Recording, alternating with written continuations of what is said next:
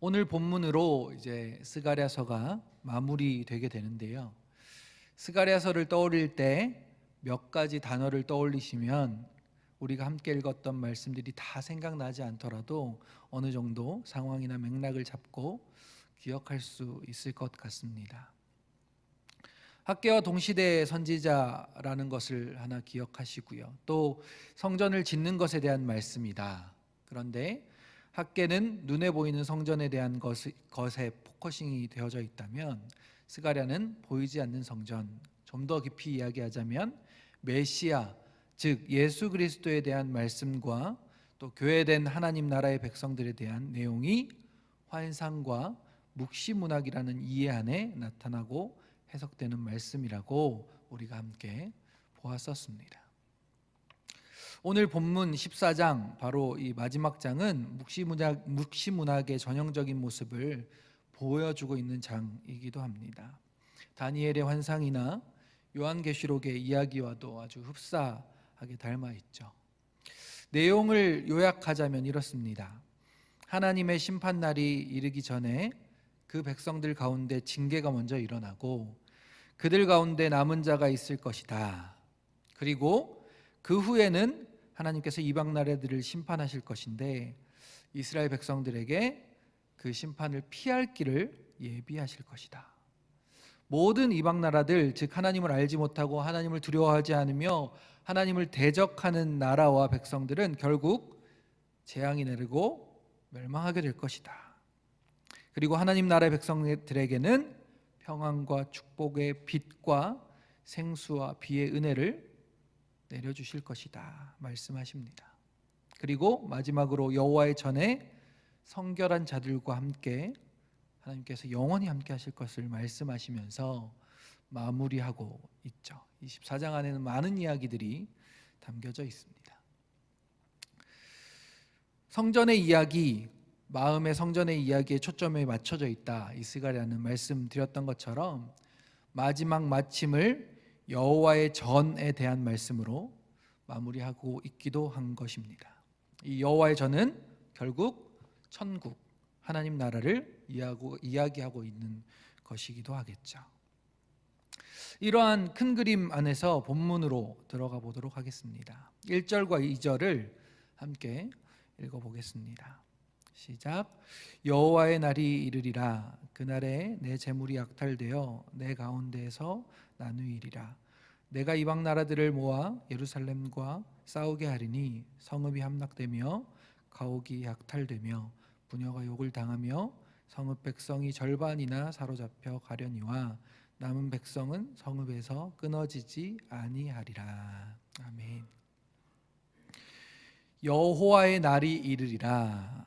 계속해서 이야기하지만 하나님 나라 백성들에게는 구원의 날이, 하나님을 대적하는 자들에게는 심판의 날이 바로 이 여호와의 날이라는 표현과 맞물려 있는 이야기인데요.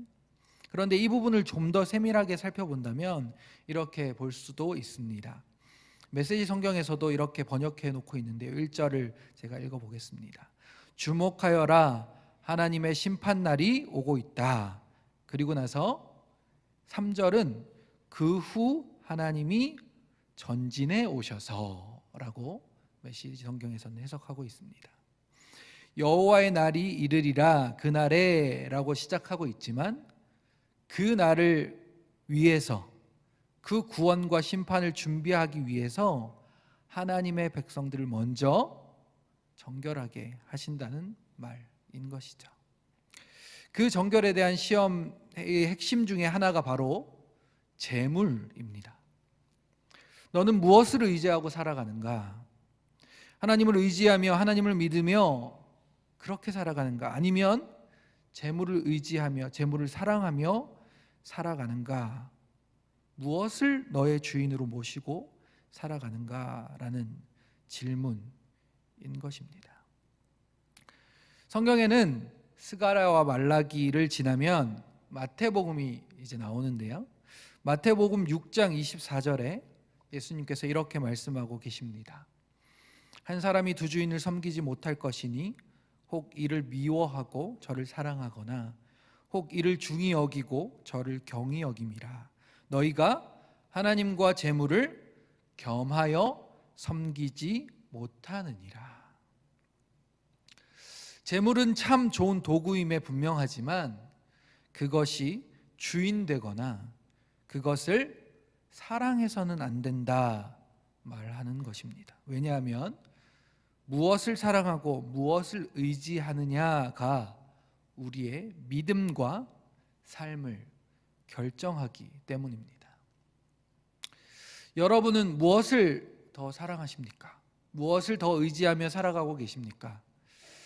겸하여 섬길 수 없다 하셨는데 혹여나 둘 다 사랑한다 말하고 계시지는 않습니까?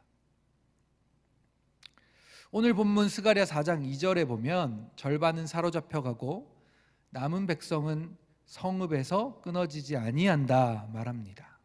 또 13장 9절에서도 불 가운데 던져 은같이 연단하며 금같이 시험하신다 말씀하셨는데 그 시험 가운데 주님의 이름을 부르는 자를 내 백성이라 하실 것이라 말씀하셨습니다.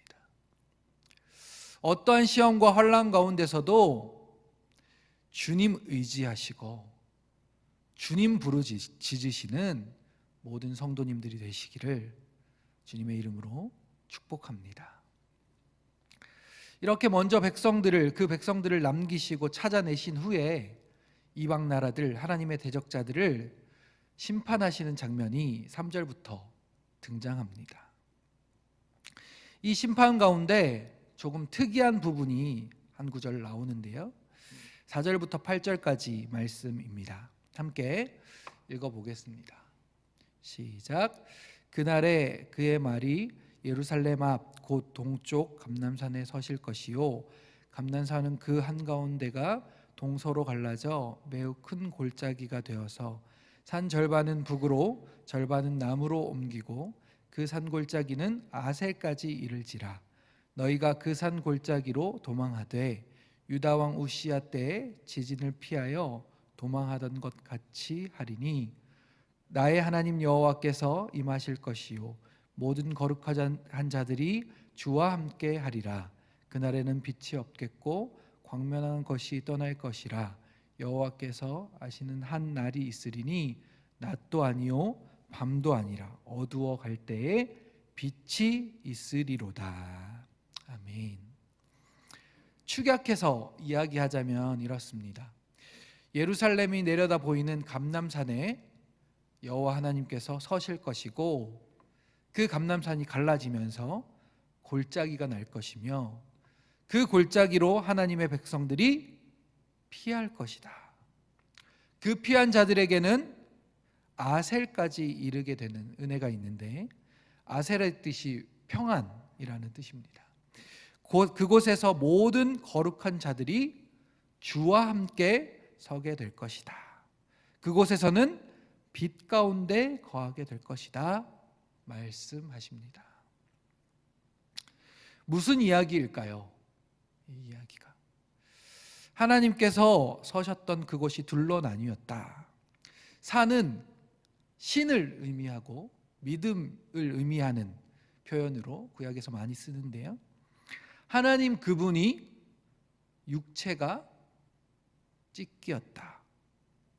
바로 예수 그리스도를 통해 그 십자가를 통해 그 하나님 나라의 백성들이 피하게 될 것이고 아셀 이 지명이 아직까지 어디인지 밝혀지지 않았고요. 이 지명의 이름이 없습니다. 아셀 무슨 뜻이냐면 평강이라는 뜻이라고 말씀드렸는데 평강이 그들 가운데 결국은 임할 것이며 주님과 함께 그곳에서 거룩한 자들이 서게 될 것이다. 빛 가운데 거하게 될 것이다 말씀하고 계신 것입니다. 그 복음이 이제 예수 그리스도를 통해 성취되고 드러나게 되었고 그 말씀이 마태복음으로부터 시작해서 요한계시록까지 펼쳐지고 성취되어지고 있는 말씀인 것이죠. 여러분은 무엇을 의지하십니까? 여러분 가운데 이 어렵고 힘든 상황 가운데, 삶 가운데 누구를 통해, 무엇을 통해 참 평안과 영원한 생명을 얻게 되십니까? 오늘 하루도 하나님 한 분 의지하고 예수 그리스도께서 내신 길, 그 생명과 구원의 길, 평강과 빛의 길로 걸어가게 되시는 모든 성도님들이 되시기를 주님의 이름으로 축복합니다.